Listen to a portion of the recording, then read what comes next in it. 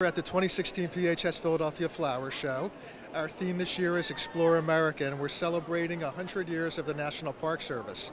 So we are taking a look at the natural beauty that you find in the parks across America, but also the historical sites and the cultural sites as well.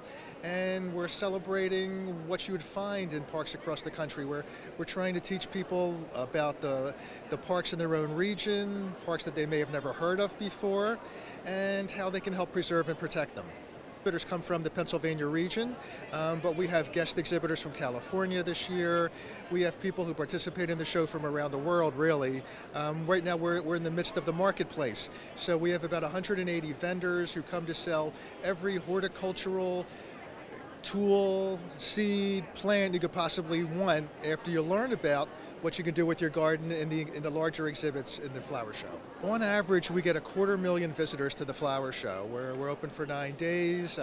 Like I say, we get people from every state in the U.S., from visitors in Canada. We have people who come from Europe, people from Asia.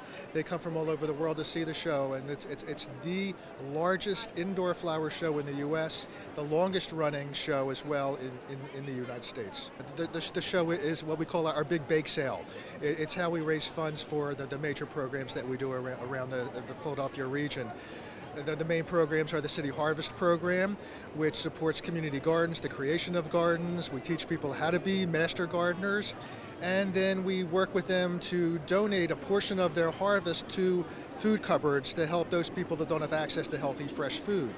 We also have a program called Tree Tenders. We train people to be how to plant trees in streets, in riparian areas.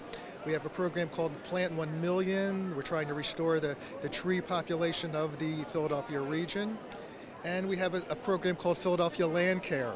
And that program, we transform vacant lots throughout the city of Philadelphia into green spots. We put down grass and trees. We help stimulate redevelopment of those communities. Developers look at these places that used to be dumping grounds and are now much more attractive. They come back and they build houses and businesses. Sometimes those spots turn into pocket parks, if that's what the community wants, or community gardens. We also work on landscapes, the most important landscapes in Philadelphia. So we help design and maintain landscapes like Logan Circle, the Azalea Gardens, some of the places that people want to visit when they come to Philadelphia, and some of the most cherished civic spaces in the city. How we pick it depends on a lot of different factors. We look a year or two ahead. We look at what's going on in the world, where we think people will be interested in learning about a particular country or a particular idea, particular gardening approach. The current theme with the parks began about 2 years ago. The National Park Service was already beginning its plans for the centennial celebration. They came to PHS and asked if they could have some kind of presence on the show floor, an exhibit that would talk about the variety of parks in the United States. And we thought about it for about 5 minutes and suggested, well, let's devote the entire show to the Park Service and really celebrate the full depth and breadth of the park system. I can tell you next year we're going outside the U.S.